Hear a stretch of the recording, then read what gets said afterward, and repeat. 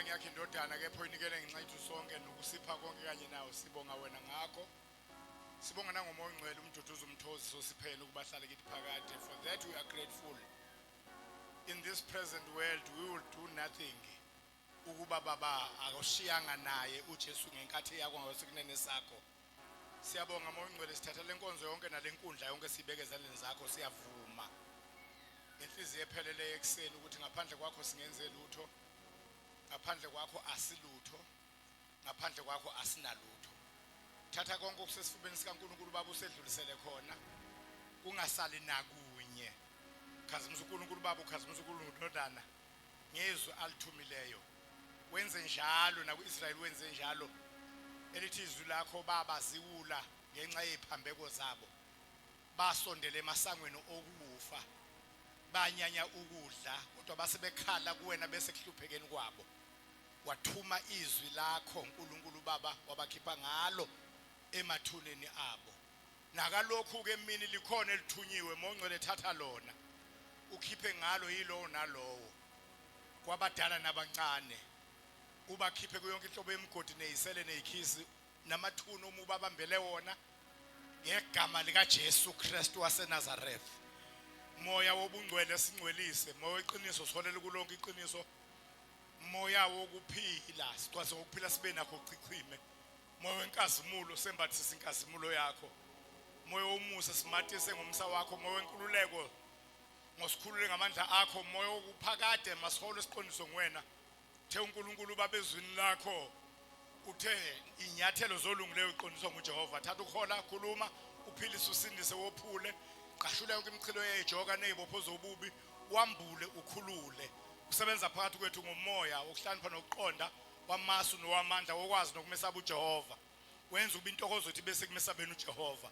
Umoya wothando nokuzikhuza ukukholwa noyesibindi obumnene nowentobeko. Umoya wokuvuma nokulalela. I release abundantly upon every blood-washed, born-again child of God today the spirit of willingness and obedience, the spirit of faith and boldness. Lulisa isandla sakho uNkulunkulu. Let no one leave this place with a yoke unbroken.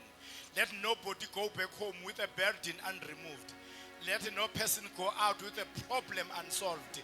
Rather, let your glory and your presence have all supremacy in this place and outside this place. Emakaya abo. Ngegama lika Jesu Kristu and have gained supremacy and ascendancy upon us all. Ngegama lika Jesu ngikhulula isandla sakho ngithi arise, O Lord, and let your enemies be scattered. Let your enemies be scattered emoyeni wabo, emphefumulweni wabo, emzimbeni wabo, engqondweni yabo, emakhaya abo, emndenini yabo, einganeni zabo, kuma business abo, kuma workplaces abo, emotweni zabo, kwi neighborhood yabo, emkhathini, emhlabeni, emanzini phansi omhlaba. Let your enemies be scattered. Sheka pai katika rika nasaila vaila. Hu kapai kavaita zita zaila rana. Thank you, Father. It is done in Jesus' name. Amen.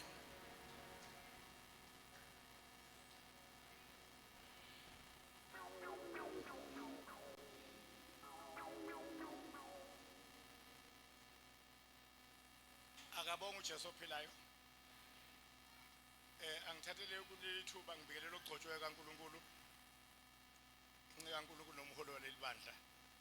Tata umfundisi emalungu ngiyakwelela mgcotshwa nesudu enhle kakhulu. Umama washa utraditional ungathi niyashada namhlanje ngiyayisola lento. Ngiyakwelela ngegama elihle lenkosi emakhosi uJesu Kristu. Ngibingelela nomama umfundisi futhi umfundisi umama Malungu. Angizosho ukuthi umama umfundisi Malungu kuphela ngizothi nomfundisi umama Malungu ngiyambingelela ngegama lika Jesu Kristu. I-Ark Fellowship Center International ayikazi yaba nomfundisi omubi nakanye nje. Utata uGumbu RD umfokazi okhwebu wayemuhle izwayeza handsome guy. Ngisho sekuma 80s. Umpostoli uBP Ndlovu wayemuhle, umfundisi uPastor Emalungu muhle. Akaze nje beno asinayo nje lonke inganyana leyo kuba. Ukholwa umfundisi omubi. Praise the Lord. Asibingelela abagcotshwa baNkulunkulu abafundisi base-Ark Fellowship Center ama-in-house pastors onke. Sibingelele nabafundisi besifazane abafundisikazi bonke ngegama lika Jesu Kristu. sibingelela ogogo nomkhulu. Sibingelela nabafisa ukuba abafundisi nabo ngelinye ilanga nabafundisikazi. Sibingelela omama umfundisi bonke nabafisa ukuba omama umfundisi one day. Obaba nomama nabafisa ukuba obaba nomama ngolunye usuku. Insizwa neintombi nabantwana abancane bonke oTipod noTeaspoon siyanibingelela. Sibingelela nabaseyiswini uma kwenza ngoba kukhona enibafihlileyo phakathi eswini nabo sebabingelela. Wenka ngiyakubingelela namehlakhe amancane ngegama likaJesu. Praise the Lord. Uzoyidlalela phansana kancane kunalokho wenka. Uma ngimi ku-audience enamakholwa amaningi percentage ngiyangithanda uba soft. Benokuthisha like ngibe didactic. Kodwa my audience mixile kuvele kuzenzakalele nje ukuthi nami ngibe yisayoni ngimemeze. uJesu ke by the way wakwenza kokubili. Khona lapha elithi khona wamemeza ngezwi elikhulu, that's Matthew 11, wamemeza ngezwi elikhulu. Ukumemeza uJesu wakwenza. Kodwa futhi khona lapha akhuluma khona ehlezi phansi Matthew chapter 5 esehlezi phansi. Wavula umlomo wakhe wabafundisa wayengasamemezi lapho. Ngikwenza kokubili awuyeki ukudlala kodwa udlala kancane udlalele phansi uma ngixoxa namakholwa ngoba amakholwa asimemezi siyaxoxa nawo. Uma sizomemeza ngisho sekuwamakholwa singagcina eSouth Africa sesandelwe amakholwa angafundisekanga kodwa amenyeziwe. Thosi sigcwele nje amakholwa amenyeziwe. Alibonge igama likaJesu. Singena endabeni namhlanje sizokhuluma ngesihloko esithi the blessing and power of commitment. Isibusiso namandla okutholakala ekuzibophezeleni. Ngamazwi okwenzeni inkonzo ngokuzibophezela noma ngokuzinikela okudluleleyo. Uyibophezela ngikubeka kanjalo ngoba amagama esiZulu achaza amagama esiNgisi avela abe limited abe mafishane. Kodwa nje uma sikhuluma ngokuyibophezela i-commitment sothi ukuzinikezela okudluleleyo noma ukuzibophezela. Kunesibusiso sakhona ukuzibophezela. Let me start by saying ayikho into oyenza uNkulunkulu engasibelethile isibusiso sakhona. Ngoba uNkulunkulu ongayena uNkulunkulu ongayibali into oyenzile. Yonke into eyenziwa uwe kuyena iyabalwa. Noma enhle noma yembi kodwa sikhuluma ngezinhle angikukhumbuze lokho sikhuluma ngezinhle namhlanje kodwa nje into nje oyenza uNkulunkulu enhle noma yembi iyabalwa. It does not go unnoticed. Uze athi uJesu ngisho onikeze abafundi bakhe inkezo yamanzi. What that person will surely get his reward. Yehle kunalokho ndoda yehle kunalokho ivolume. Ibe phansana kunalokho.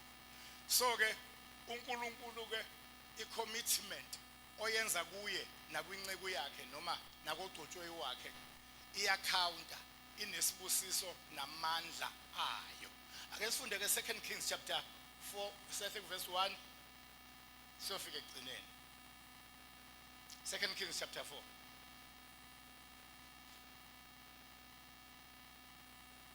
Wakhala kuElisha owesifazane othile. Manake wakhala kuElisha owesifazane onjani othile ya. Wabafazi bamadodana abaprofeti. Manake lona okhalayo ubani? Owamakhosikazi noma wabafazi bamadodana abaprofeti. Qhubeka. Inceku yakho indoda yami ifile. Manake akasho ukuthi wathi kuthiwani kuvele waqhamuka wakhala wathini? Kuthiwani wakhala. Qhubeka. Inceku yakho indoda yami akazange kuthiwe wakhala wathi kuvele waba wakhala bese kuqhamuka indaba isizothi inceku yakho kwenze njani akekho wathi ukhona kwenze njani la wena wahlala namaselesela axhumayo wathi inceku yakho indoda yami ifile. Wathi inceku yakho indoda yami injani ifile ya. Wena uyazi ukuthi inceku yakho yayimesaba uJehova. Manake everybody say commitment. Wena uyazi ukuthi inceku yakho indoda yami yayinzi njani yayimesaba uJehova. Qhubeka. Sekufike umtshelekisi ukuzithathela abafana bami ababili.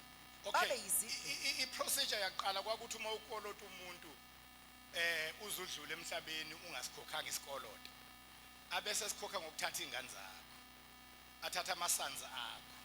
Eniyacasula ke lento ngoba ayibekiwe i-time frame ukuthi zoba kuye isikhathi esingakanani phela ngoba nalesi sikweletu kwangesona imali engagcwala umhlaba wonke kwakuyisikweletu esikaliwe nesilinganisiwe.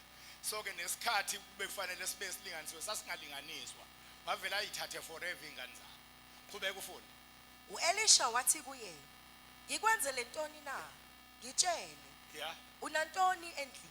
U-Elisha wathi kuye ngikwenzele ntoni na? Ngitshele unantoni endlini?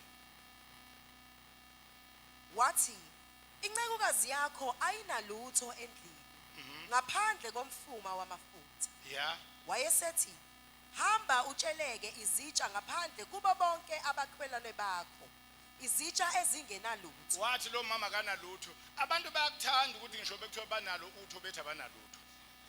Amakholwa yakuthanda ukukhuluma ilanguage yokungabi nalutho. Lo muntu unawo amafutha akaqondanga ngqo endabeni yamafutha. Uqala ngokuyosho ukuthi akanalutho. Manje uma engenalutho lamafutha ngoba phela uqale wathi kanjani bazalwane akanalutho. Abantu bayakuthanda nje ukukhuluma ilanguage yokungabi nalutho. Ngicela ukukusiza uma ufuna ukumbona uNkulunkulu on your behalf evela. Musu ukukhuluma into ongayifuni. Yeka ukukhuluma into ongayithandi. Ngoba lento yokungabi nalutho ngeke uyithande uma iseyenzeka ngempela sekufezeka ungabi nalutho. So ke uthi kuphela umfuma wamafutha qhubeka ufunde. Zingabi ingcosana. Yeah, uthi hamba uboleke izitsha komakhelwane zibeningi zingabi yini bazalwane ingcosana. Lalela ke lezi zitsha zibolekelwa isitsha esisodwa. Asikhulumeni izitsha eziningi zibolekelwa isitsha esinjani esisodwa. That is one. Everybody say one. Two, ezinye zazo lezi zitsha sisinye sikhulu kunalesi sitsha esikhona. Ezinye zazo tothi amongst those bowls kukhona isitsha esikhulu kunalesi. Kodwa zonke izophakelwa yilesi ezinye zinkulu kunaso ngenamba ziningi kunaso. Kube kufunde. Wongena uzivalele ngesivalo. Ungene endlini yakho uyivalele ngani ngesivalo. Yeah. Wena namadodana akho. Yeah. Uthele ezitsheni zonke lezo. Uthele uma kuthiwa uthele eqonda ukuthi thatha amafutha esitsheni esisodwa. Uthele ezitsheni eziningi amafutha avele esitsheni esisodwa. Uwathela evele esitsheni esisodwa, uwathela kuzo zonke ezinye zazo zinkulu ngisho kwanalesi othela wena kusona. Qhubeka ufunde. Ubeke ezigcweleyo eceleni. Ubeke seyigcwele eceleni. Qhubeka. Wasuka kuye. Yeah. Wazivalela yena namadodana akhe ngesivalo. Yeah. Wona aletha kuye. Yeah. Yena wathela. Yeah. Wathi izitsha sezigcwele. Yeah. Wathi endodaneni yakhe, "Sondeza kimi nesinye isitsha." Yeah. Kepha yathi kuye, "Akusekho sitsha." Amafutha anquma. Wathi esengasekho esinye isitsha okuzothelwa kusona amafutha anjani anquma. We said the topic blessing and power of commitment. Ingena phi indaba ye-commitment kulo mama ingena kubaba wakwakhe. Ubaba wakwakhe was fully given to the support of Elisha this prophet. Ungomunye wamadodana abaprofeti umyeni walo mama. Ungomunye wabaprofeti umyeni walo mama ababe seva ngecommitment yonke yenhliziyo. Beseva umprofeti uElisha. Nayo Elisha njalo hayi engathi umuntu ozoba semsebenzini kaNkulunkulu angangilalela lokhu kusasa. Naye njalo Elisha uvuna icommitment ayenza kuElijah. Uza serve lo baba ngoba lo baba umserve at an extreme level. Lo baba umserve wazwathatha yonke into eyinzuzo yakhe wayinikela kwiministry kaElisha kwakheka izikweletu endlini. Uyabona ukuthi imali uyise kuJehova kuze kugcwale izikweletu ekhaya. Zakhamisa izikweletu zambuka lo baba eserve ministry. Kanti uElisha uvuna ukuseva ngenhliziyo yakhe yonke akwenza eserve Elijah. Eqaleni nje from the word go uElijah washiya yonke into. Inkabi lezi wathatha lezi zinto zeinkabi zokubophela inkabi zabaswa kwesuya inyama inkabi zahlatshwa kwadliwa wahamba wangashiya lutho. Uyazi ukuthi uma uzowelela ngaphesheya ubhidlize ibridge ulibhidlizela ukuthi ungakwazi ukubuyela emumva wenze njalo and he served uElijah with his whole heart. Eyicommittee And there is a blessing and power in commitment. Lo Elisha owayicommita ekuseveni inceku kaNkulunkulu. Ngoba useva uNkulunkulu ngokuseva inceku kaNkulunkulu. Awukwazi ukuseva uNkulunkulu vertically ungakwazi ungacala ungavayanga through horizontally. Uma uzoseva uNkulunkulu umseva ngokumseva ngalo phambi kwakho. Bayangizwa abantu abakhona la endlini. Lo Elisha lo ayikho miracle ayenza uElijah angayenzanga uElisha isiphindwe kabili. Waba neweight kaElisha in every sense of the word. Waba nesisindo sikaElijah in every sense of the word. Kangangoba njengoba uElijah wahamba evusa umuntu oyedwa ofile, naye uElisha wahamba emhlabeni esavuse umuntu oyedwa ofile, idabuli yokuthi kumele athole blessing and power ye commitment ayicommite ngayo avusa ababili ngoba lo amsevile eyicommittekela uvusa ababili wahamba engabavusile abawu2 uNkulunkulu wamfollow wapha ngaleso sikweletu wathi awukwazi ukuthi kungenzeki kube idabuli ngoba you served me with your whole heart. Uthe esephakathi ethuneni esesethuneni kwaba nokulwa ngenkathi belwa abalwayo kukhona ababengcwaba lapha bengcwaba indoda ethuneni beyifaka elibeni. Uma bethi bayifaka kwaqhamuka iviyo lempi bavele bashiya isidumbu phansi babaleka. Uma bebaleka lesi sidumbu kanti siwele ethuneni lika Elisha owaseva indoda yavusa oyedwa kwabafileyo. Wahamba naye evusa oyedwa kwabafileyo. Kwasho ukuthi kumele athole idabulu ngoba umuntu one commitment uthola double blessings and double power and double portion. There is power and a blessing in the commitment. Albonge kwathi noma esefe esavuswa yedwa njengalo ayemseva yamlandela idabulu yamlandela eselele lithi iBhayibheli lesi sidumbu sathintana namathambo kaElisha savuka maitha bhayikha dara sayina. Endabeni yesivuno engathi nganandela lento uNkulunkulu makanenze inandele leyo nto yokuthi abantu basindiswe ngani kwenezelwe imihla ngemihla abavuswayo kwabafile ngoba uma ushumayeza umuntu esindiswa usukumvuse kufeni. Abasefesu 2 basho njalo bathi uniphilisile nani nanifile ngeyiphambeko. And ukuvuka komuntu ofile evuka ejoyina abaphilayo bese bevusiwe nabo bephila kwenza ispeed namandla nomfutho okukhuphuke kulaba abaficayo uma yena evuke bajoyina. Angutshele nje in simple terms ibandla elingenabo abantu abaedekayo besindiswa bebhabhadiswa lenza lingabi namqhanaku namfutho nalo lokuqhubela phambili ngoba abantu abaqhamuka ngemuva bafaka umfutho kwaba abaficayo. Ake nguparaphrase le indaba yale isidramatize yona indaba yalo bhuti nje ovukayo uvuka nje kunabakubo abamshiye ngoba efile babalekela impi ezayo nangu ke sevuka enakazovuka aye kulabo abambulalile abezayo uzovuka aye kwabakubo abamshiye ngoba efile enkathi bayazi nabo ukuthi bamshiye efile la mejina ke sondela ngespeed ebafica befica umuntu bona abazi ukuthi unjani yena ufile. Kwenzakala lapho number 1 effect number 1 siyakhuphuka ispeed kulaba abaphilayo. Uma kusindiswa abantu kune speed esikhuphukayo. Shout hallelujah.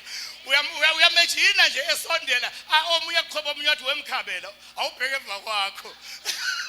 Athi yabheka athi hawu uqobo lwakho umhlongo athi hawu kanti bese yokwenza lapha sikhuphuka ispeed. Sikhuphuka ispeed yandane kulandeni imphefumulo. Shout hallelujah. Ngoba uma nilanda imphefumulo kuzokhuphuka isivinini ebenigijima ngaso ngoba phela la ekholweni segijimeni.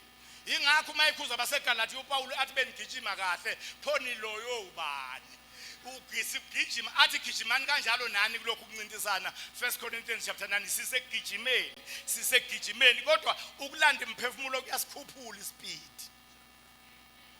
Singeniswe yini kule ndaba singeniswe ukuthi uElisha wayibona experience iblessing and power of commitment. uElisha kwathoba amakhosi ngaphansi kwakhe athoba into angazange yenzeke kuElijah. uElisha wayekwazi ukubona izinto ezenzeka endlini yenkosi yesitha ekwakhe. Inkosi yakhe yathi yesitha yakhe yathi zama ukuplana impi izolwa noIsrayeli. uElisha atshela inkosi yakwaIsrayeli ungahambi ngalendlela ngoba inkosi emelene nani izodlula ikulinde ngaleyo ndlela.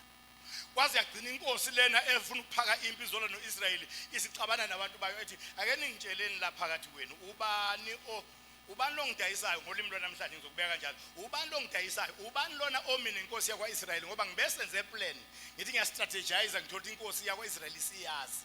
Kwaphendula oyedwa wathi hayi wena wezulu akekho kudayisayo ukuthi lapha kunomprofeti uElisha uyabona konke okwenzayo wena nokhuluma ngakho usekamelweni.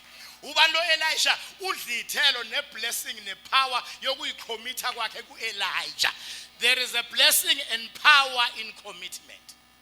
Lo mama esikhuluma ngaye akubona abantu ababephila kwifamily enecurse. Cha, never. Baneyikweletu indoda ezeyafika ikhokhanga nje indoda ifocus yayo necommitment yayo. Yayi-7 inceku kaNkulunkulu. Kwazi kwavuleka imbobo lento ngeke ngayizwa kanye kumabandla aseSouth Africa ngizwe ngoMavundlo omdala ongeyena lo wase Davidton ose-Emelo umfowabo omdala ukuthi khona umama waboleka wenza iloan ka-50,000 ezofundisa ngomnikelo asemsoftboard wenza iloan ka-50,000 wawukhipha one by one 10,000 enza iloan eyenzela uNkulunkulu ilento eyenziwayo lo baba ke lo baba lo wazi wavuleka izikweletu eseva uNkulunkulu akekho umuntu oseva uNkulunkulu angabuyiselwa uNkulunkulu. Yabona ke lo mama engikhuluma ngaye wathi seyukhiphile u50,000 within a month wayocelwa ubasi wakhe wathi uyashintshwa uyaphesheya uzoba nohambo oluyaphesheya kodwa ukuze uhambe asifuni kusale kuba nezinkinga letha zonke izikweletu onazo uma kuthiwa letha zonke izikweletu onazo yazi kubalwa nalesi sika 50,000 webo akwenzeki uyikhomithe ingabikho iblessing nepower ehamba necommitment. Shout hallelujah. So ke lo mama lona kwase kuyisikhathi ukuthi ifamily yakhe ithola ama returns ecommitment yomyeni wakhe. Usethi ke uyayazi nceku yakho ukuthi ibiyicommit kanjani indoda emesabayo uNkulunkulu. Manje sekufika umtshelekisi ngenxa yezikweletu ahambe emhlabeni engakayikhona. Umkolekisi wathatha umtshelekisi wathatha amadodana amabili. So ke wayesebuza uElisha unani nizwile yonke indaba wathi anginalutho kuphela isitsha samafutha wahamba waboleka izitsha eziningi ezingozingosana ngenkathi ekha iblessing and power of commitment yalanda ama-angels. Uma kwakuwamafutha lana ayisigaxa omile wayekha ngesicwembe sakhona idishi yakho ispoon sakhona uma kuwathelwayo ayi-oil wayethela kodwa wayethi uma ethela lapha okusuka khona ethi minus some milliliters ingilosi izothi plus some milliliters kwazi ugcwala izitsha zonke zathi uma seyigcwele ngoba isibusiso senze njalo senza kuplaswe lapho kuminuswe khona. Alibonge igama likaJesu. Abantu babe u5000 amadoda ngakabalwa amakhosikazi nezingane wathi uJesu nihlephulelana abantu badle ngenkathi umfundi ethi minus a piece ehlephula ingilosi ithi plus a piece ulofu uze yoqeda irow kulandele enye irow kwaphela ama rows ngolofu imvuthuluka yabaningi kuneqabethe ama baskets ayitholiwe. That is a blessing and power of commitment. Shout hallelujah. Yingani kufanele amakholwa siwafundise ukuyibophezela kuNkulunkulu nakwinceku kaNkulunkulu ewaholayo na? Yingoba i-commitment ikulamlela ngenkathi sitha sesithumele kwakho noma kuwe umoya ophucayo. Umoya ophucayo awukhethi kholwa nomhedeni, awukhethi ophila impilo engcwele noRob Ivangeli, awukhethi omaziyo uNkulunkulu nongamazi, awukhethi one-faith nongena-faith. The spirit of deprivation sithunyelwa kuwo wonke umuntu okhona. Uyabona nje lo mama ukhala kumprofeti nje usufikile umoya ophucayo uzomphuca amadodana akhe. Wena owazala uyawazi 9 months udonsa qhamuka umuntu esezoyithatha ingane yakhe ingane yakho sekuzobe yakhe nje kalula kanjalo ayithole kube yakhe ebukumezi nje. Umoya ophucayo awukhethi umfelokazi namuntu onendoda. In fact umfelokazi umqala ngesikhathi nje kusezinsuku eyibhekwe emingcwabeni nakuye emlindelweni aphuca imali yesoso abantu abavele benemali kusuka umuntu osebenzayo onemali manje one-perzal number azokuphuca imali yesoso wena ungasebenzi. Umoya ophucayo, spirit of deprivation, awukhethi, uphuca ingane nabadala. Wawusufikile lo moya uzophuca lo mama madodana akhe amabili. Lalela, khona umoya okuthi nilele nini enikholwayo neningakholwa. Wona ubungalele ubunyakaza ubheka ukuthi yini ongephucwa yona. And i-commitment ikulamlela uma sekufike lo moya. Ngoba uba nama-grounds oclaima uNkulunkulu ukuthi inkosi khumbula ukuthi ngibe njani kuwe, ngenze njani kuwena. Shout hallelujah. Inkosi uHezekiya wawusufikile lo moya ophucayo uzoyiphuca ukuphila kwayo. Yaphenduka yabheka ngasodongeni yathi ake ukhumbule inkosi ukuthi ngihambile kanjani phambi kwakho. Wajika umprofeti engakaphumi esangweni ngoba lo moya uthunyelwa abahambe kahle nabahambe kabi alike. uHezekiya wayengenaso nesodwa isici kumakhosi akwaJuda aphambuka ngaso uyena omunye wabambalwa owafike wadiliza amathempeli ama-altari obhali waze wayobhidliza ngisho indawo eziphakemeyo ezazakhiwe inkosi uSolomoni. Uyabona amakhosi ahambe kahle buwathola ukuthi abhidliza ama-altari obhali axosha abulala abaprofeti babhali ayishiya indawo eziphakemeyo, kodwa yena ukwenze konke wayengashiyanga lutho. Kodwa umoya ophucayo wafika wazofuna ukuthatha ukuphila kwakhe. Asitshelwe ukuthi wayezofa ngenxa yani, asitshelwa kwathiwa nje uzofa. Kwathiwa lungisa indlu yakho, set your house in order, for in a few days time you shall die. So i-commitment ikulamlela ngenkathi sekufika umoya. Noma ngabe kuthi ufuna ukuthathana kulo, in the case of this mother wayezothatha amadodana, in the case of inkosi Hezekiya wayezothatha ukuphila kwakhe, in the case of omunye wosisi ababizwa iBhayibheli ngokuthi Zifebe, in the case of abanye osisi abawu2 ngesikhathi senkosi uSolomoni, iBhayibheli okuyilona elibabiza ngokuthi Zifebe. Uyabona usukufeka ngempela uma kuyiBhayibheli elikubiza ngokuthi uSifebe usudlulele uma usubonwe na iBhayibheli. iBhayibheli lithi babe Zifebe labo sisi. Ngezwakala bazalwane, bese lithi ke bazala ingane ngasuku lunye kwaba izabafana. Ngezwakala bazalwane. Then ngiyabona lona omunye ke segajwe kakhulu impinyelelo, walala wayicindezela ingane yafa efinyelele kwaze kwadlulela. Uma isezwa ukuthi ingane ifile, ngoba umuntu ofelwe umntwana uyahlupha. 1, uqala ngokubandelwa. 2, akafuna ukubandelwa yedwa, ufuna babandelwe nabanye. Wothi ukhonza ububagadile abantu asebefelwe abantwana ngoba bayingozi kabi. 1, uyabandelwa, nithi nina nivutha yena ebebandelwa. 2, akafuna ukubandelwa yedwa, ufuna ubandelwe nawe njengaye. Uma kukhona abanye abaphumile enkonzweni yethu bakhishwa abantu abafelwe abantwana, ngoba ngeke aphume ngawo umuntu enkonzweni ungafelwe umntwana. Ukhipha abantu nje usefile umntwana. Futhi imvama yalabo abantu abakhipha abantu abangazange babe ne-contribution ekufakeni abantu. Alibongwe igama likaJesu. Umuntu ongazange afake umuntu kulula kabi ukuthi akhiphe umuntu. Alibongwe igama likaJesu. Kwathi besalele lona ke wayicindezela ingane yafa, wayithatha esezuthi yabanda wayibeka kueduze kwalona onengane ephilayo, wathatha ephilayo wayibeka eduze kwakhe, wasiba careful this time ukuthi wayiqwashisa kwaze kwasa. Uma sekusile athi uyabuka lo onengane ebandayo esiseduze kwakhe, athi ukuthi akuyona ingane yakhe, lesiphongo akasazi lesiphongo la akazana lesiphongo. Manje kwasuka i-argument ukuthi lona ingane yakhe ephilayo yakhe le efile yalo nalona ukhomba lo kwayiwe enkosini. Uma kuyiwe enkosini ifike batshela uthi lona yakhe ephilayo nalo yakhe ephilayo. Yathi inkosi ayi engathithi nonke lengane yenu phela ngoba nalo akekho, uthe yakhe nalo uthe yakhe, engathi yeni nobabili. Landa inkembe vele sininike nobabili, itholeni lengane nothu. Akulandwe inkembe ingane vele itholwe, ayitholwe. Alibongwe igama likaJesu. Ngoba ngale kokuthi udaba lwaxazululwa ukuhlani phaka Solomoni vele yikho, kodwa ngale kwalokho udaba lwaxazululwa ukuphakama kwenkembe. Inkembe iyayixazulula inkinga. Shout hallelujah. Enkathi inkembe iphakama khona okuhlukanayo ngoba ihlaba yahlukanise. Shout hallelujah. uSolomoni wathi uma ephakamisa inkembe wavela unina wangempela wathi hayi ngeke ngakumele ukuthi ingane yami inqunyo ihlukaniswe ikhaywe phambi kwami. Wathi mnike kuhle kimi ukuba ngiyibone iphile kunoba ikhaywe phambi kwami. Lona yena wazisela out engaboni, wazisela out engaboni wathi no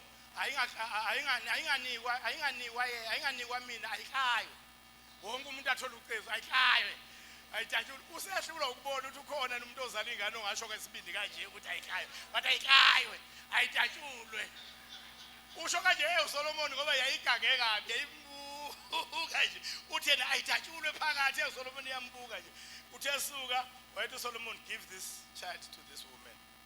This is the mother of the child. Kwayena wathi uma eseyizwa leyo nkulumo kwayimasekusa kuyena hawu kambe bengithini umthetho wami ngoba bengiphike ngaqeda nje ngivele kanjani kade ngicashile shawuthale uNkulunkulu akenza abavele abacashile bonke abahlasela wena nabamelene nawo nabezizinto abavele.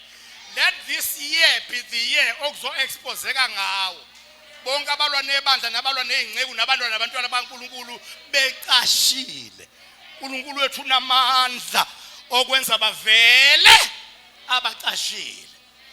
Ngitheke lo moya ngitheke mina ucommitment iklamulela sekufike umoya ophucayo. Nanku usufikile kulo mama umoya ophucayo. Uma ufika kwasho ukuthi lo mama uyalazi office lapho indoda yakhe ibicommit khona. Shout hallelujah.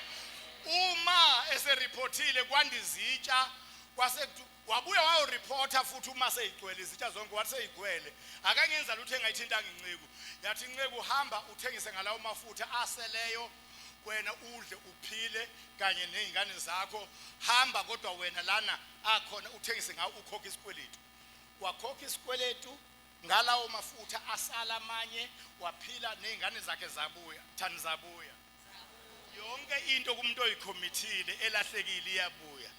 I declare a double restoration yokubuya kwezinto zonke kumuntu oyicommittee. Shout hallelujah. Shout hallelujah. Shout hallelujah. Zabuya zombili lezingane waphila waba merchant overnight. Waba usoma business ngobusuku obodwa. Our God is able to produce a business person overnight. Our God is able to produce a multi-millionaire overnight. Our God is able to produce a multi-billionaire overnight. Bephuma eGibhithe abakwa-Israyeli babe ama-multi-gazillionaires overnight. Igolide abaphuma nalo lalingakha ithole lipure lingamixwe na-alloy. Ngamanye amazwi lelo golide lelo elamagazillion ivalue yalo. Kwasho ukuthi abakhonzanga ngalo lelo golide obakhiphile. Bakhishwa omunye balithatha bayokhonza ngalo omunye bekhishwe omunye. Ngoba the greatest sin a believer can do ukuthi unikezwe uNkulunkulu isibusiso nama benefits nemali lawo ma benefits ayoseva kweyindawo unoba seve lo okunikile and kwenzeka kaningi ingakho sizonifundisa ngecommitment ukuthi thanda uNkulunkulu ngayo yonke inhliziyo yakho nangayo yonke ingqondo yakho nangawonke umphefumulo wakho nangawonke amandla akho nangawonke umzimba wakho ngoba baningi abantu mqotshwa sinabaprofeti abawu2 uNkulunkulu abapha inkonzo yokuproduce ama-multi-millionaires through i-prophecy njengo-Elisha owaproducer i-childbirth kumama umyeni wakhe engasenakuba ongamkhuleliswa ene-low sperm count indoda yakhe umyeni wakhe wayesemdala. He had a low sperm count wayengeke akhulelwa loya mama. Lokho akukhulelwa kwaloya mama kwa-create umprofeti. Khona ama-miracles awungeke uwabone ngamehlo asuke create umprofeti. Nginabaprofeti abawu2 omunye unengilosi enolaka-ke la eVerulam omunye ulena usho ingilosi yakhe ilungile le use-Harrismith uproduce ama-multi-millionaires awu3 abaleka kwanele abamba amamili kade faithful a-prophet umuntu ongasebenzi ongena profession nongasebenzi amprofeti amamiliyoni uphela unyaka ehandlish ama-millions of rands kube imhlaba emgcine enkonzweni ngoba ukhona lo moya wokuthi wenzelwe yilo uNkulunkulu lento akunikeze yona wena ingabusamseva okwenzelile iye kulo ikhona lento sikhuza lowo moya. Shout hallelujah ngegama lika Jesu sikhuza lowo moya siyawukhuza lowo moya la eVerulam produce ama-multi-millionaires awu2 aveleke wona abaleka njengala yana kwasho ukuthi lo i-angel yakhe is very ingilosi enolaka ibaphundla bahambe ngenyawo usuka endlini beya ezitolo edolobheni eVerulam imali yokugibela ingekho kade ebaleke namamiliyoni. I declare today ngithi azoproduce ama-multimillionaires kwabala endlini yakhe, be it umfundisi noma ubaba noma umama noma ubani, kodwa be careful ngoNkulunkulu. uNkulunkulu akayena upopayi wakho. Be careful ngoNkulunkulu. Be careful ngoNkulunkulu. uNkulunkulu akayena upopayi wakho. Be careful ngoNkulunkulu. uNkulunkulu akayena upopayi wakho. Ngoba loyana ingilosi yakhe ibonakala inomusa le inolaka, awuyazi yase akhe uthi njani. Ungafuni sibone ngawe. Ngoba nathi asiyazi, nawe awuyazi. So ke ungafuni sibone ngawe ukuthi ingilosi yase akhe njani, ngoba lonke ibandla nebandla linengilosi yalo. Shout hallelujah. Shout hallelujah. Bebona nje ingilosi yase akhe into engiyaziyo ngayo specialize ngayo, akekho umuntu wase akhe ongaphakanyiswa nongeke ukuphakanyiswa. Never. Uyinto nje yase akhe iyaphakamiseka. Into yase akhe umpostoli uBP uhambe eseyinto enkulu komasipala, wazi wangena kanjani kwamasipala kwakutheni. Into yase akuqavile wayekade eyiculela nje kudala lapha ungamtholi imizi ikhehla wase qavile uzocula, kodwa emva kuba ehamba ikhehla uqavile wase kuneyinkonzo ayisezenza lapha ezinye zikomsakazweni kuphi. Into yase akhe iyaphakamiseka. Alibonga igama lika Jesu. Namanje uma ufuna ukubona lokho okuyikhulumise nabantu abangakhonzi akhe, abangakwazi nani ukuthi ukhonze akhe noMzweyigwili, uthi hey kade ngilalele intshumayelo kaMzweyigwili ku YouTube, bethi uyamazi lowo, bazothi uyamazi lowo ngoba into yase akhe, into yase akhe, ingilosi yase akhe iyaphakamiseka. Inkonzo ophuca nayo uzophuca lo mama. Kwasho ukuthi uma bekube necommitment kuNkulunkulu nakwinceki, ngenkathi ufika lo moya wokwephuca, hayi ukuthi awufiki, wanqotshwa usufikile, awuthi kuphindele lo moya kulo mama washaywa sewufikile. In fact zaseyithathiwe ingane, wayesephuciwe zona. Uma ungawu-understand lo moya, let me quote you the life of David. Bese ngivala ngomunye umama futhi owanqotshelwa lo moya ophuca nayo. Uzubona ukuthi ulanyulelwa i-commitment uma usuvizithwe ilo moya. Ama-visitation a-spiritual awu-two, i-divine visitation ne-demonic visitation. But no one is exempted from i-visitation. Alibonga igama kaJesu. Wonke umuntu okholwayo nongakholwa uyavizithwa. Bangizwa abantu abakhona la endlini. Uma ungavizithwanga divinely uzovizithwa demonically, kodwa ukuvizithwa umuntu okholwa. Ingakho kunama-scriptures athi khulekani ningaphezi, ngoba lokhu kukhule kungaphezi kuvimba i-visitation ingavani. Shout hallelujah. Shout hallelujah. Shout hallelujah. Shout hallelujah. uDavide uthunywe waya empini elethela abafowabo ukudla, wathunywa wafica kumi uGoliath, ngesizulu igiant sithi umntondoshiya. Kwase kuna 40 days lo bhuti ememeza ethi abakhipho yedwa kubo, uma yena lowo oyedwa emahlulile boba ziqila zabo. Uma bona bemahlulile lo bhuti emahlulile yena ushuthi abakwa Mafilista azoba ziqila zabo. Babe memeza lo yabhuti amemeze kwaze kwafika uDavide lethu ukudla. Ngenkathi esamemeza loya kwaxoxa abantu la kwi-audience, okutshengisa ukuthi lesi sithembiso saziwa yiwo wonke umuntu ola empini. Bathi abantu uyayibona loya muntu omi lapha, uDavide ulalela usefikile, uze ukweyisa impi kaNkulunkulu. Inkosi ikhipha isithembiso esikhulu, yathi oyobulala yena iyakumnikeza ingcebo enkulu. He will make him greatly rich, aphinde futhi amshadise nendodakazi yakhe. uDavide wayingena lapho wathi uyonikwana umuntu oyobulala lo yamfokazi, bayiphinda le promise. Ngabe mazi ipromise ekhulunywe yaziwa yibo bonke abasempini. Bezwakala bazalwane. Wasuka lapho uDavide waqonda kwinkosi, uSawuli wathi inkosi yami mayingaphela amandla ngaleyo mfokazi ongasokile, inceku yakhe izoya iyolwa naye. uDavide ukhuluma nje based on the promise aseyizwe iphindwa phindwa. Ifike wezwa abantu bekhuluma wabuza bayiphinda. Wonke umuntu uyayazi. ake ngiyeke yonke le ndaba ke kaSawule zama ukumdiscourage nani kodwa ake simbone kuDavide sekwenza lokhu ke emi ngakho le promise. Uthi uDavide ukuthi uGoliath wena uza kimi ngomkhonto nengcula nejozi kepha mina ngiza kuwena ngegama lika Jehova impi yakhe oyeyisile. uIsrayeli wonke uyokwazi uNkulunkulu akanqobisi ngenkemba kuphela lapho senginquma ikhanda lakho. Ukhuluma ukunqunywa kwekhanda lomuntu ophethe inkemba. Ukhulunywa ongayiphethe inkemba ukhuluma ukunqunywa kwekhanda lophethe inkemba. Uyezwa ukuthi ingani ngithe mina yeke uhamba uthi awunalutho. Yeke ukukhuluma into ongayifuni.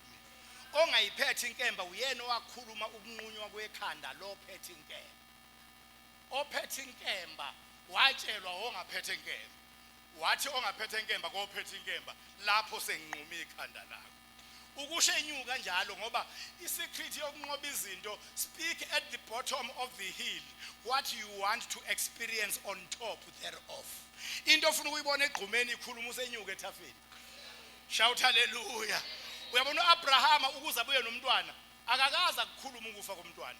Wathe ingcewini salani lapha nina nezimbongolo mina nomfana sisayokhuleka sizobuya. Wakhuluma ukubuya hayi ukubulala. Ngoba uzothola into oyikhulumile awuzothola enye into ngalokho kade ukumpempeza noma yini. Ungafika ukhulekelwe la uthiwa ufuna umsebenzi mase bekubuza okhazini bakho ukuthi anjani kodwa amatoho uyidololo awukwazi ukuphinda ukhulekelwe uphinde ukhulume ngomlomo udololo. Uma ufuna ukuthola umsebenzi aqale kuvale kodololo la. Ngoba umsebenzi nodololo akuhlangani. Ufuna khona kube khona kodwa kuphelayo. Uma ubusukhulekelwe umsebenzi uza busuthi idololo iabortion le uyaborder.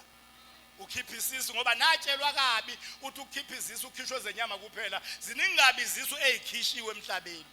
Ezinye ezikhishwa amakholwa.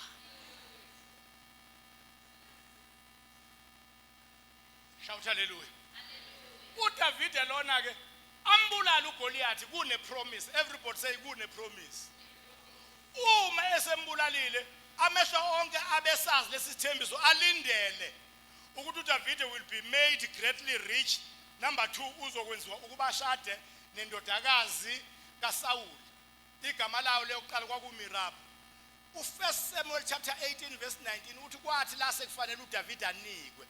Ifunde kahle ngikuphindele ukuze ingadili. 1 Samuel chapter 18 verse 19 kwathi la sekufika isikhathi sokuba uDavide anikwe. 1 Samuel 18 verse 19 uyazi ngani ngiphinda kaningi ngoba khona umuntu ohlulwa ukuzwa nje ukuthi ngithe woza. Uma ngithe nje woza akakuzwanga lokho. Kumele ngize ngiphinde kwesibili ngithi woza. Noma ngisho kwesithathu ngithi woza. Okwesine usezozwa ukuthi ngithe woza. Yabo. So ingakho kuphindela u1 Samuel chapter 18 verse 19 kwathi la sekufanele uDavide anikwe. Niyikhumbula leya promise leya. Athe bulala uGoliath wayebambile. 1 eyokwenziwa cebe, 2 eyokushadiswa nendodakazi. Sekufanele anikwe ke phela indodakazi. U1 Samuel chapter 18 verse 19 kwathi mase kufanele uDavide anikwe uMirabi ukuba abe umkakhe wafika lo moya ophucayo. Awufuna uyizwa, mhlawumbe ufuna kube khona ifundayo. Awufunde 18:19. Kwathi la kwafika lo moya akuvezwa mqotshwa, akuvezwa ngishisa izathu sokuthi uguquko lwenziwe la. Asive izizathu nje sokuthi umoya izizathu sokuthi kwashintshaphi asiveli. Funda. Kepha kwathi ngesikhathi uMerabi indodakazi kaSawuli ebeyakunikwa uDavide wanikwa kuAdriyeli waseMehola abe kumkakhe. Webazalwane awuvudelela futhi ungcolile lo moya ophucayo. Uphuca abangafanele uyonikeza uphuca abafanele uthatha into uyoyinikeza abangafanele. Lo Davide ophucwayo wakwenza okuyicondition. Umbulalile uGoliath kuyonikezwa owayebaleka for 40 days. Lo Adriel lo wabaleka for 40 days ebalekela uGoliath. Uyena oserewardwa ngokunikezwa indodakazi yenkosi. Kanti isithembiso sithe sizonikezwa oyobulala uGoliath. Kodwa lo moya ophucayo uthatha izinto zabafanele. Hawu angazi noma uyangizinto la endlini. Onendle uthatha izinto zabafanele uyoyibeka ezandleni zabangafanele. Angifuni ukusho ukuthi zingaki izinto ezakhulekelwa la. ocabanga ukuthi wena usayilindile kanti kade zehle ezulwini zayowela ezandleni zabangafanele ngoba lo moya ophucayo uthatha izinto ezandleni zabafanele untshontshe nezinto zabafanele uyibeke ezandleni zabangafanele and kwangezukugcina ngalo Mirabi uDavide uMirabi wamphucwa engakafiki kuye engakamthinti ngezandla ngamanye amazwi khona izinto zamakholwa ezintshontshwa bengakayihandlishi ngezandla zabo izinto ezebiwayo zehlukene kabili khona ezebiwa sewayiphatha kanje bekhona ezebiwa ungazange uyiphathe kanje ezebiwa ziseza za redirectwa za divertiswa zaya kwezinye izandla here is a clear case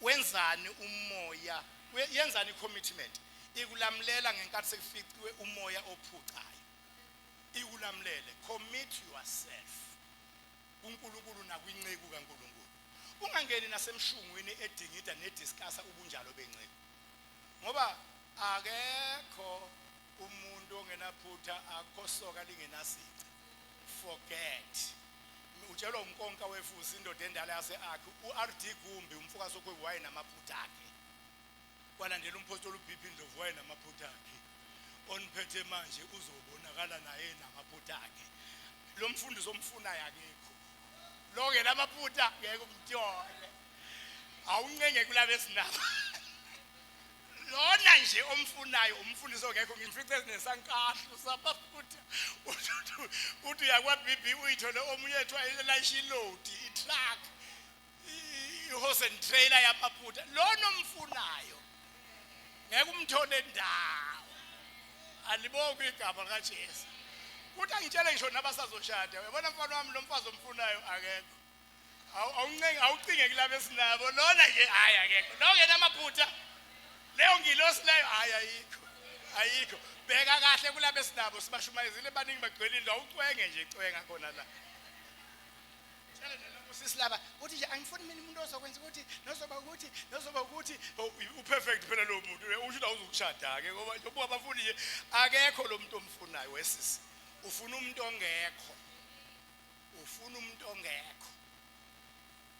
futhi nje ke mina ngicela nje ukunitshela ngingakezwa nokukodwa kwenu nina izingane zalapha eAkhe njengomuntu omdala angifune intombazane lapha akhe ezothi uma isishadile ihlukane nendoda ngoba indoda mhlawumbe iye yaqonywa ngaphandle ichithile usushiya indoda uyishiyela uthi iqonywe umuntu ongaphandle wena uyayishiya hayi ngeke anongibiza wemfundisi anongibiza ngiyacela anongibiza impela nje ngoba uphoqi akhe lo ukuthi indoda ingaqonywa umuntu ongaphandle kuphume wena ongaphakathi indoda iqonywe ongaphandle kuphume ongaphakathi ngeke tshengisa ukuthi ngabe asifundisele lutho ngabe nakwamhlolo into enjalo ngeke yenzeke uma usile kahle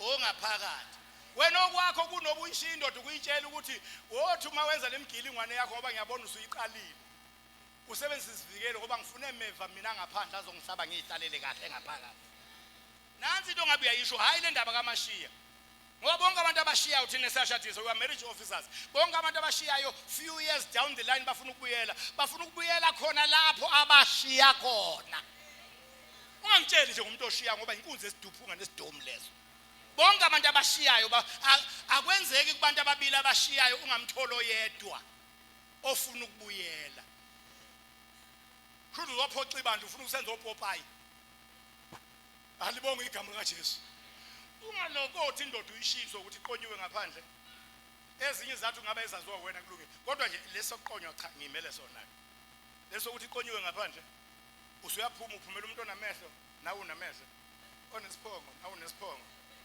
oneindebe zomlomo nawe akathe iqabula nawe uthi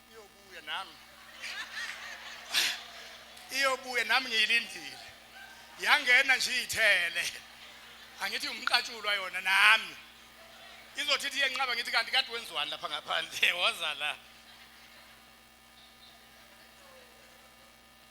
alibonge igama kaJesu praise the Lord now uDavide wephucwa umkakhe uMirabi engakamboni ake sithi ke engakamboni the second instance kaDavide waphinde wephucwa futhi lithi iBhayibheli bamreportela laba bempukane ezihlazana uSawulu ukuthi indodakazi encane kaSawulu ngathi iyamthanda uDavid. Wayesethi uSawulu hayi ke ngizosithola ke izathu sokumbulala angafi ngesandla sami ngifuna afi ngesandla samaFilisti. Lapha ku1 Samuel chapter 3 I mean 2 Samuel chapter 3 lo 2 Samuel chapter 3 sithola ke manje uDavid eseyolanda umkakhe kuverse 14 no 15 ulanda umkakhe uthi ngibuyiseleni umkami uthumela uIshboshethi uthi akuyotshela ulokhuzane indodana kaLakhishi uyathatha unkosikazi wesibili lo okuthiwa ke manje uMikhali ngoba lo wesibili wafike wamnikwa kwathiwa umbandelo wokumnikwa akayobulala amaFilisti alethe ama-foreskins ngiyahloniphisa hayi ukuthi ngithathe izingisibogogo ngiyahloniphisa akaletha ama-foreskins awu-100 amaFilisti uma ulifunda lizukusho ukuthi ama-foreskins lothi gaga awalethela uSawulu wayecabanga ukuthi uma emthuma ukuba ayobulala amaFilisti azabe u100 ewanquma ama-foreskins ngeke afike ku100 amaFilisti engamtholanga nawo ambulala futhi wayethi uSawulu awu ngabe lawo amaFilisti lawa ayagula emakhanda uthi angabe leso indoda yodwa ilokhu iwajuba amatotolozi onke azafike ku100 onke asale totolozi lesi onke uDavide kunokuba abulawa amaFilisti kulo 100 inamba ebekwe uSawulu wavele wabulala 200 wawajuba amatotolozi onke wawaletha isikhwama wawaletha egcwele isikhwama ama-foreskins wathi nansi igrosa yakho check asayipha lithi iBhayibheli ebona lokho akwenzile uDavid uSawulu wesaba wamesaba ngokuba uNkulunkulu wayenaye shout hallelujah wangabi na double up basho njalo abantu wamnikeza indodakazi lena abebe kumbandela wokunqunywa kwama-foreskins awu100 amaFilisti okuthiwa uMikhali wamnikeza yona these beshadile ke la ngamanye masengutshela example yesibili yomoya ophucayo ukuthi ukuphuca into ongakayibambi kanje uphinde uzokuphuca into oyibambile lona umnikiwe unaye embhedeni kwathi ngezinye zeinsuku uSawulu waplana nezinduna zakhe namasotsha akhe ukuthi uyobulawa uDavid ekusukelele bamtshela nonkosikazi kaDavid ukuthi umyeni wakhe bazombulala bacabanga ukuthi uzojabula naye shaya izandla shayela ukuthi uzoba umfelokazi omncane the youngest widow in the area wasuka umfelokazi eqeda ukutshelwa nje wayotshela umyeni wakhe wathi ubaba namhlanje ebusuku uzokubulala angibaza abazali banjani ucabanga ukuthi khona ingane engashaya izandla ishayela ukuthi uthe wena uzobulala umyeni wayo ubaba namhlanje uyeza kwavele kwatholakala into bayibiza eBhayibhelini ukuthi therapy I think ngesikhathi sanamhlanje lento efana nama-teddy bear kwatholakala into eyabekwa eyitherapy yambozwa yaqamela phezu komqamelo afika amabutho angena endlini kaDavide kulolu hlangothi okulala kuDavide agwaza lutho ukuphuma igazi kwalokhu kuphequka nje impaphe namaqubu nempiko kwaxa ukuthi bagwaza ubala yithi uNkulunkulu zonke ezigwazayo asingakutholi zonke ezisigwazayo mayingazitholi akuvele kuphequka amaqubu kubuyele emakhanda abo shout hallelujah umethi uthi mabethi bayaphenya bathola ukuthi akuyena uDavide lona uDavide akekho lapha hey abangasithola bathola ukuthi asikho la besifuna khona shout hallelujah la uma reporter enkosini uSawulu yacasuka yilapho waqala khona ukumhubha azayongena emgedeni uDavide ayeintabeni kwasukela lapho ngoba ecasukile yalinda uDavide wathi uma ecasuka exosha uDavide uSawulu wathatha lo mkakhe lo wesibili asithi wesibili lona bese naye lona ke yena owafika kuyena wakwazi kanje into ayinikiwe ukuyibamba wamthatha wamnikeza uPhalithiyeli indodana kaLayishi ongazange abulale amaFilisti awu100 anqume amajwabu awo uyena osenikwa kuphucwa owenza umbandela kunikezwa ongenzanga lutho mangaka amathenda aphuma ezulwini ebheke emakholweni adivethwa aya kubantu okulalwe nabe emahotela mingaki imisebenzi namapost edivethiwe o-interviewwayo athi umsebenzi wakho ke nawe uyazi ke the ball is in your court uthi uyabuza ukuthi what do you mean athi you know what to do mdala uyona ingane you know what to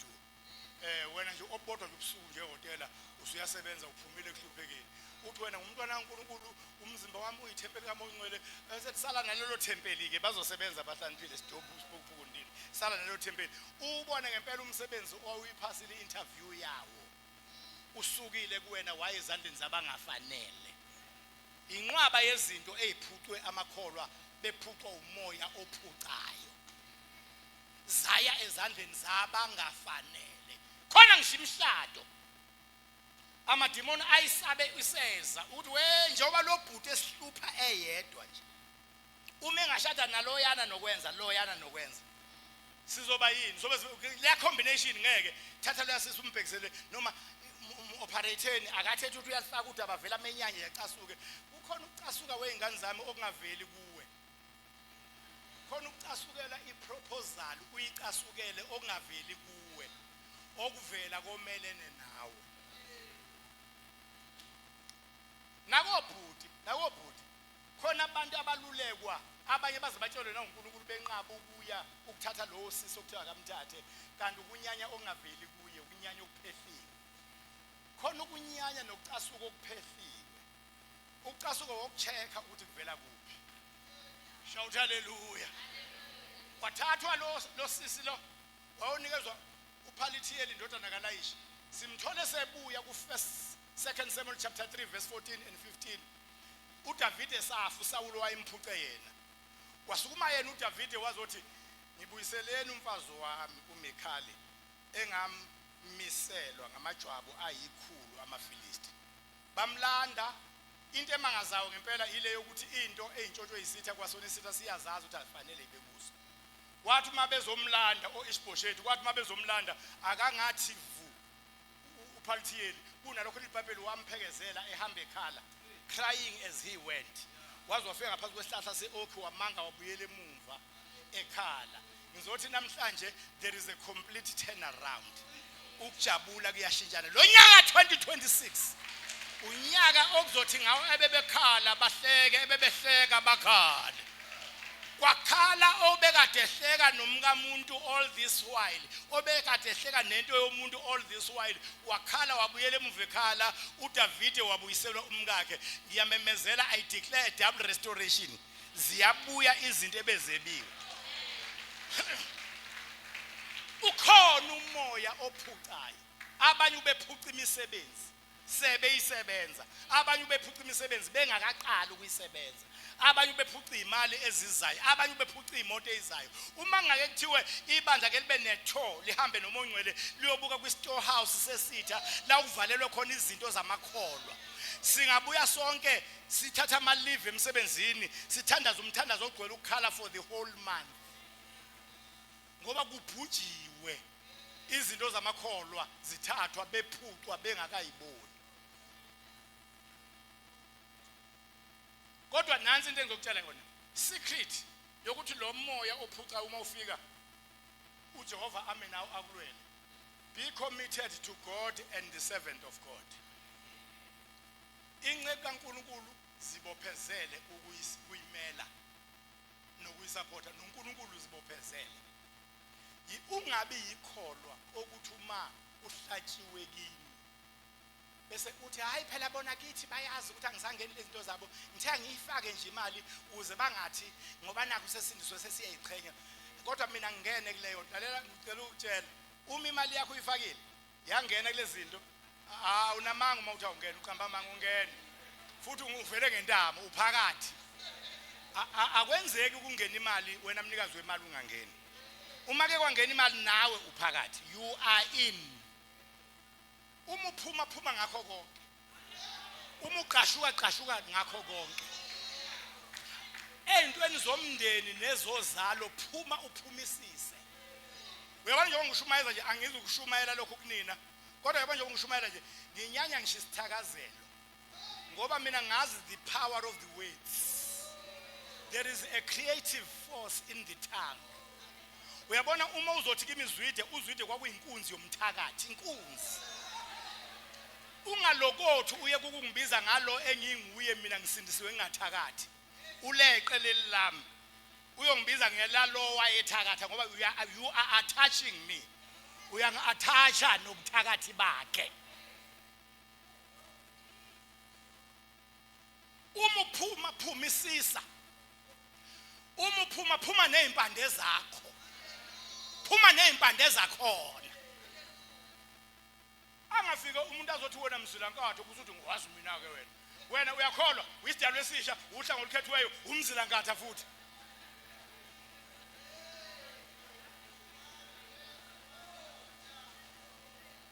Phuma isisa, phuma nezimpande zakho.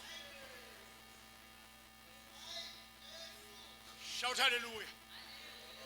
Zazi into zaqala wemgcojwa, zazi zaqala umusindisi ungaphuzi namahewu ngoba engathi ugudle emnceleni. Ibhaji leli hayi lalingeke lilokothe beyi-double event ngoba eyodwa nje event kwakuthiwa yini lephequkayo ubufebe lobo phequkayo. Amagalatiya la phequkayo. Phuma isisa. Alibonga igama lika Jesu. Before we close, lo moya ophucayo uma ukuthola une commitment kuNkulunkulu nakuyinceka kaNkulunkulu, uJehova uyakulwela. uJehova uyakulwela. Exodus 14 verse 14 uJehova uza kunilwela nothula nina. uJehova uvela kulwele. Exodus 14 verse 14 uJehova uza kunilwela nothula nina. Uthi mawuthi be still and know that I am God. Be still and know that I am God. Be still and know that I am God.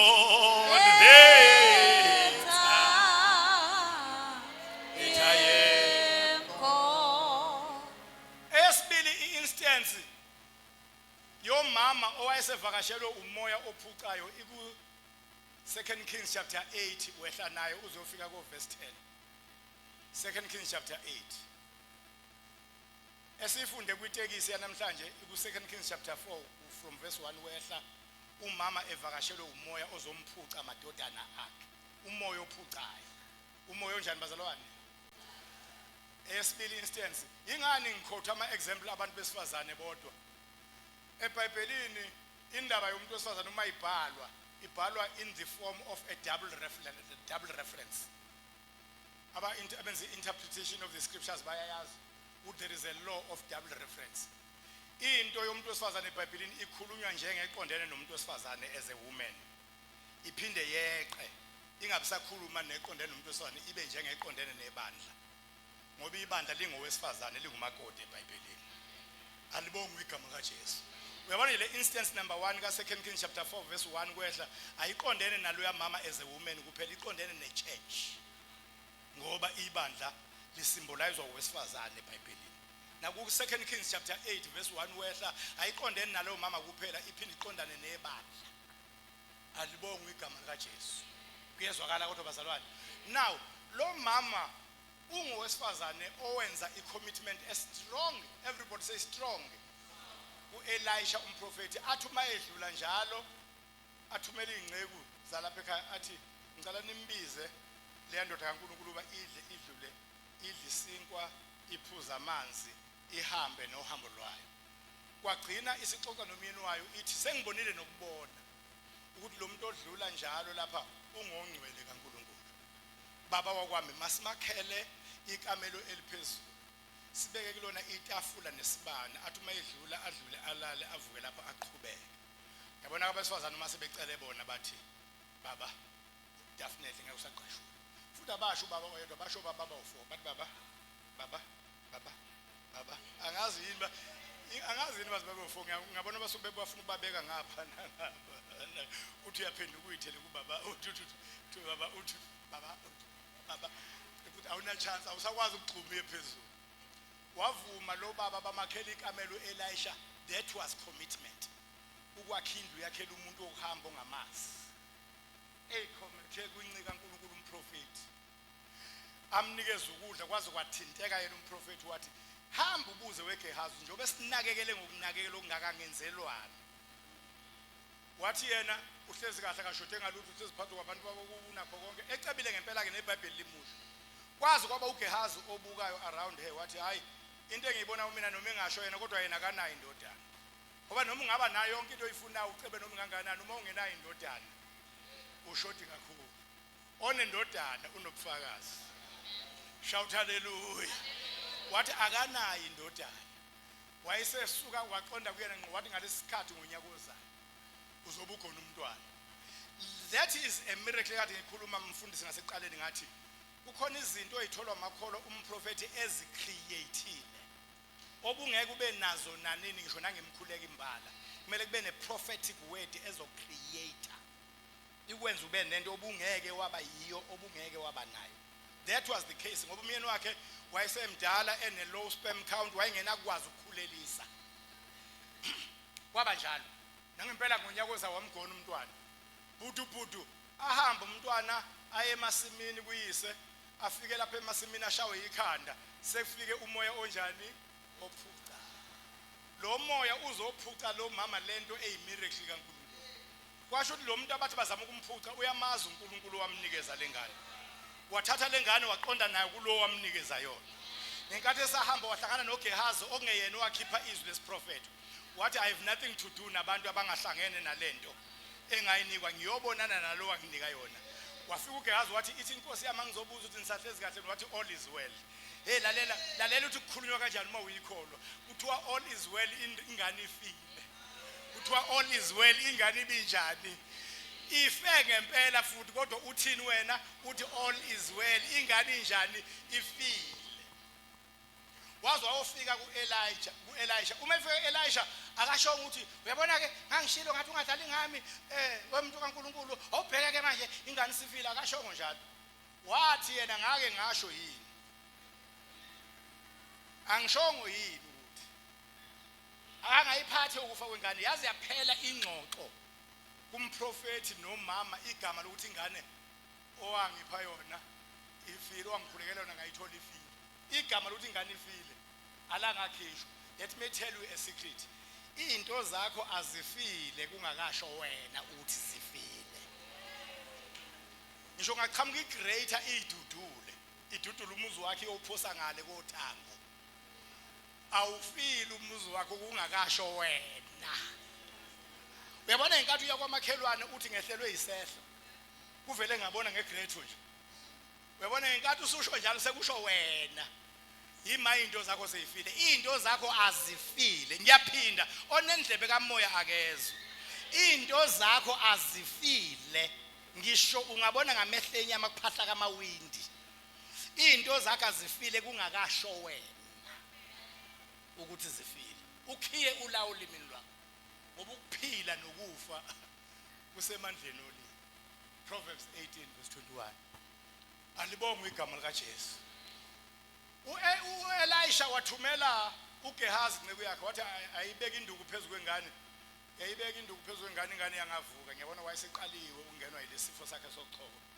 Waselumqalile kwelokomoya uxhobo uGehazi lo. Kwafika yena ke manje uElisha mathupha. Wabeka umlomo phezulu kwemlomo wengane, isifuba phezulu kwesifuba sengane, izandla phezulu kwezandla zengane wehla wenyuka. Waphinda wabuyela kuyona. Wabeka umlomo wakhe phezulu kwakhe nobuso bakhe phezulu kwayo.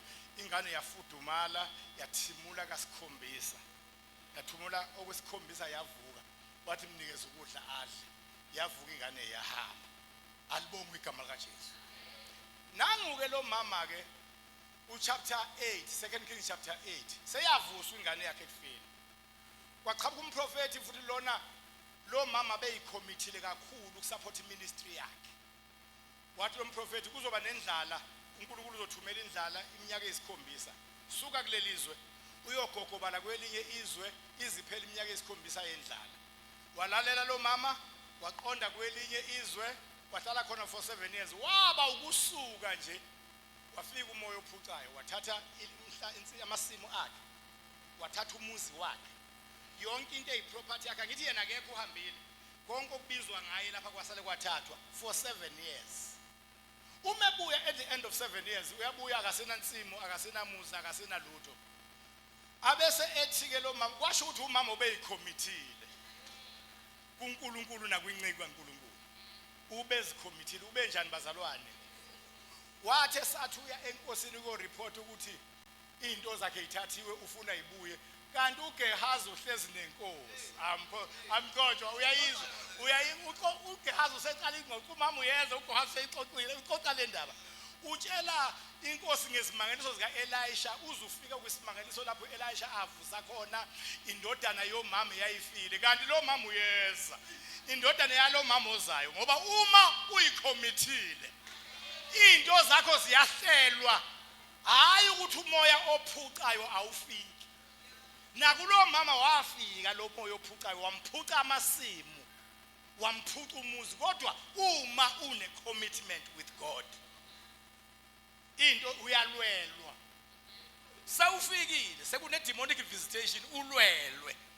shout hallelujah uyesu umama uGehazi uyaxoxa wafika endabeni yalo mama owavuswa indodana yakhe yavuswa uElisha ifile yathi inkosi la ezweni lami khona umuntu osenza imanga engaka avusa abantu abafile hey ngiyafisa ukuyibona nalo ngane nalo mama lokwavusa ingane wathi esasho njalo wangena lo mama umethi uyangena wathi uGehazi Nkosi nangu lo mama uElisha avusa ingane yakhe indodana yakhe ifile wabuza lenkosi ngabe kwabanjalo ngubani wena mama wakusho konke lo mama wathi njengoba esho nje inceku yakho uElisha umprofeti inceku kaNkulunkulu yavusa indodana yami ifile wathi pho yini oyizelela wayeseshe indaba yakhe icase yakhe wathi leyo umprofeti lo wavusa ingane yami waprofeta kimi wathi uzoba nendlala iminyaka eyisikhombisa njengoba uyibonile inkosi indlala ibe khona iminyaka eyisikhombisa emva kweminyaka eyisikhombisa uma ngithi ngiyabuya sebethatha umuzi wami sebethatha amasimu sebethatha yonke into wavele wamiya kumama esakhuluma wakubiza inceku yakhe wathi hamba ngiyakubeka I appoint you upon all the affairs of this woman hamba uthi see to it ukuthi zonke into zakhe zathathwa umuzi wakhe namasimu akhe eyabuya as for itshalo zonke ezadayiswa kusukela umnyaka wokuqala kuze kube manje imali yazo akabuyiselwe yona ngizothi namhlanje kuzobuya yonke into eminyaka edlule yalonyaka eminyaka ezayo eyibonwayo nengabona zonke izinto ziyabuya I declare a double restoration upon our lives I prophesy a complete turnaround ngithi lonyaka 2026 uNkulunkulu akavele ngeinto ezinkulu akachitha amacebe esithi abamelene nokuhla kwabangcwele abala endlini abaphahlazwe bashawe njengetshelo ndwayimali this is the Lord's doing it is marvelous in our eyes zabuya zonke izinto zalo mama akubona bonke lo mama oku 2 Kings chapter 4 nalo mama oku 2 Kings chapter 8 akubona bonke ababuyelwa izinto kade sebefikele umoya ophucayo abanye bephucwa zangabuya laba isecret yabo ukuthi uNkulunkulu abamele uma sebephucwa is commitment blessing and power of commitment in closing ake ngikhulume njengendoda endala la eArk Fellowship Center International asikwazi ukuhlubuka komuntu aphume namakholwa ayoqala yakhe ibandla asisazi split like that kwaphatha uRD Kumbi Richard Dumezweni Kumbi umpostoli uBP akaphumanga namakholwa emva kwakhe wathatha umpostoli uBP Ndlovu upastor Malunga akaphumanga namakholwa ngicela ukunifundisa into engiyaziyo both biblical spiritual nangokwe experience uma ushiswa ubizo noma ufuna ukuba nento yakho musukuphuma kabi ngoba impamo ozohlangana nazo ngeke ukwazi ukuyimela ngikhuluma lokhu ngazi ngisho ne-law of sowing and reaping ukuthi ishayana kanjani umthetho wokutshala nokuvuna uma ufuna ukuphuma uqala iministry ube nento negama lakho yiza kumfundisi okuphethe akakumtshele ukuthi unayiphi ivision akakubeka izandla akubusise akurelease bese uyamemezela nabathi bakulandela umemezela ukuthi ungaphumi ngisho nanelilodwa ikholwa ubatshela ukuthi angifuni nanelilodwa ikholwa lizongilandela uma ungalandelwa ngakholwa uzoba neblessing ongazange uyibone nje nayo umfana engamluleke sana kuphuma eBible College ezoqala ibranch ngavele ngathi mina ngicela wenze nje uIsrael Mduduzi July Makhaya eFaith Mission Natal Midlands le ngako Maritzburg ngathi mina ngicela ungisize ngento yodwa ke memezela uma usuphume ebandleni yana kumfundisi wakho umtshela ukuthi uyaphuma uqala umsebenzi ucela isibusiso uphume nesibusiso. 2 ubusucela ithuba umfundisi akunikeze ithuba ebandleni memezela ukuthi bazalwane njengoba sengisebenze nani iminyaka emingaka ngiyabonga isupport nemikhuleko nakho konke nokubambisana ezinokusebenzisana kodwa njengoba ngiyoqala umsebenzi khona umkhubo omubo owenziwa amakholwa angufuni ngoba amakholwa angakaxoxi angifuni ukulandelwa naye lodwa ikholo lapha engiyakhona ingakho ngikhethe indawo ezobabuqamana nobaba wami ukuze ngikhonze kahle engekho umuntu ongilandelayo wakwenza njengoba ekushilo kanti uDalton umkhizi wayeumengamela losikhathi kuzofinyelela endlebeni zakhe lokho kwathi masebelwa naye wathi sekufanele iordain lengane wathi lengane le ayikho into engayivimba ukuthi ingaordain isibuso saNkulunkulu siphezulu kwayo lengane oqala ngishiphuma lapha nayiphumanga namakholwa uma kukhona alapha engawaboniyo ngabe kuyona engawabonanga kodwa amakholwa yathi awasala asala onke amakholwa ngangizofike baphume bese banehlanda lesibili okumele lilindwe lize livuthwe uma selivuthiwe liphume kuvuthwe kulindwe ihlanda lesithathu phela awukwazi ukutshala uhlamvu olulodwa uvune uhlamvu utshala uhlamvu uvune isikhwebu sinenqwaba yezinhlamvu kwangiphatha kabi ingakho ngisho namhlanje la ekhaya mfundisi kwangiphatha kabi ukuthi into enhle yenzeka ngiqeda ukushumayela lapha khona oyedwa wala yakhe oweza kumina wathi hey lento oyikhulumile mfundisi ithi ngokukhuluma anisitsheli ngani ngathi mina senginitshelile nje ngathi nginitshelile bengikhona lokho kade ngikwenza lapha ngaphathi kunitshela benginitshelile wathi hey this is serious you won't believe ukuthi few years later ngariportelwa ngoba ngihleze nginani nani yakwazi lokho ngariportelwa ukuthi uphumile wala yakhe uphumile ngathi mina ngcono bakuphuma omunye ongezanga kimi lo oweza kimi lalela lo oweza kimi lalelani bazalwane hayi omunye lona oweza kimi wathi lento ibalekile wathi sikhulumi ngani lo owasho njalo yena owaphuma amana nizwile noma ngizwanga kodwa lona wathi lento imele ukukhulunywa asikhulumi ngani uyena owaphuma ngicela ukuniluleka ke ngoba amabandla anemilando enhlobonhlobo kodwa eminye yayo icishivane alikho ibandla elingabi nabantu abaphumayo kodwa do not be a victim ungabi ikholwa eliphuma nomuntu ngoba akekho umuntu ophuma nabantu ohamba noNkulunkulu akekho umuntu ophuma owesilisa noma owesifazane umuntu ophuma nabantu it's a sign yokuthi akana uNkulunkulu uma ebenoNkulunkulu bezothi uma emakanye lapha ethi izwi lomemeze ehlane kuqoqane wena abasadusi wena abafarisi wena abaphristi abakhulu nababhali beze khona bazobhabhathizwa ngoba uma unoNkulunkulu awusizwa isidingo sokuthatha asebe sihlunyayeziwe okwesibili uzoba ivictim yokuntanta kusasa ngoba ngenkathi esevuna lo phume nawe evuna ukuphuma kwakhe nani wena uzuneyintwama zakho nawe eziqondana nawe abaningi abaphume nabantu sebesaba ukubuyela lapha abaphuma khona ugcine sephuma kuloya awaphuma naye aye kwelinye aphume aye kwelinye abanye basezonweni ngikhuluma nje so ke njengendoda endala sikhulumela ukunakha ungabi ikholwa elisiphuma naye akungaphunywa nawe futhi lokho angikukhulumela ukuba ibandla hlale liliningi linganciphi cha ngithi ngivikela wena angivikeli nanangu ngivikela wena ngithi kungaphunywa nawe ngoba kusasa uzoba spiritual casualty uzoba ungenye yezinkubela zokomoya ehamba ngama wheelchair empilweni yokomoya uma singakhulumi lokhu sithi put it on the table ngabe sidayisa ngani isibana sokhelwa sayo ngaphansi kwetafula kumele sibekwe obala sibakhanyisele bonke icommitment ikusiza lapho ke uthi ngabe saqhamuke loya moya usawulandela kube saqhamuke loya moya usawulandela engcina ngakho nje ngisekuleli put the commitment ileli lokuthi amadimoni ayanazi nabantu bama-Afrika nabamaNdiya ukuthi ne mindset ne mentality yokuthi usizo lusentweni oyibona ngamehlo enyama uyiphathe ngezandla zokwenyama so ke as a result uma kuhlaselwa ibandla labansundu amaNdiya ngithi niyawafuna intamba sezayibophile la ngoba umuntu onsundu neNdiya bayafana ibafuna into ingane yomuntu omnyama inento esilenga la ngazi noma inqweba noma yini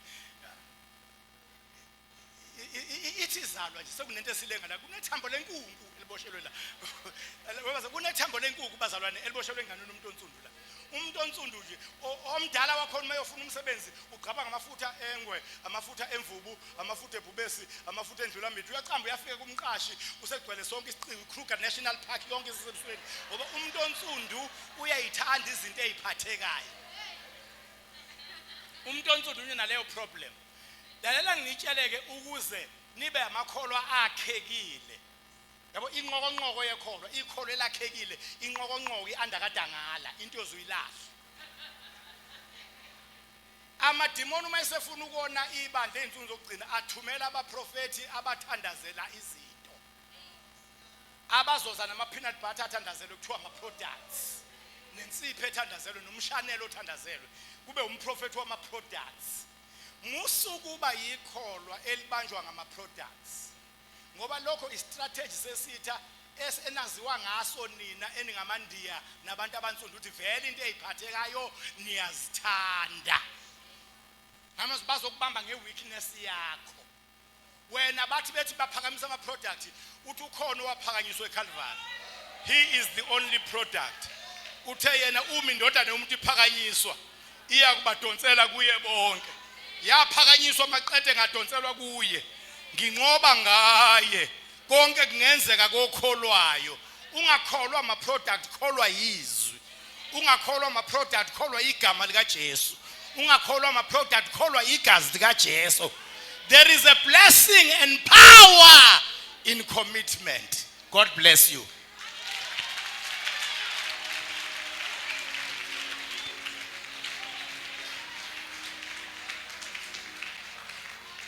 Onendlebe makezo. Baba siyabonga egameni lika Jesu. Siyabonga baba ukukhuluma kwakho nathi ekseni. Ngegama lika Jesu Kristo ophilayo siyakubonga baba ngalomyalezo. Omkhulu kangaka nangalesi sikhathi egameni lika Jesu. Thatha udumo ke baba ngegama lika Jesu Kristo ophilayo.